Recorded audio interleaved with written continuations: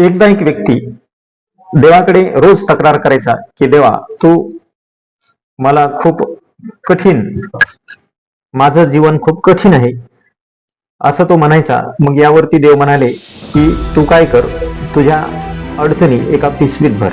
व इतरांनाही त्यांच्या अडचणी पिशवीत भरायला सांगितल्या आणि एका ठिकाणी सर्व पिशव्या ठेवायला सांगितल्या. त्यानंतर त्यांना अशी आज्ञा देण्यात आली की तुम्ही काय करा की आता हवी ती पिशवी तुम्ही उचलू शकता.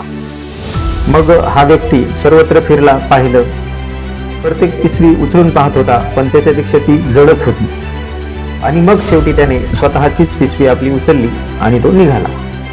मग यावरून आपल्याला काय शिकायला मिळते, तर आपलं जीवन जसं आहे तसंच स्वीकारण्यामध्येच खरी शांती आहे.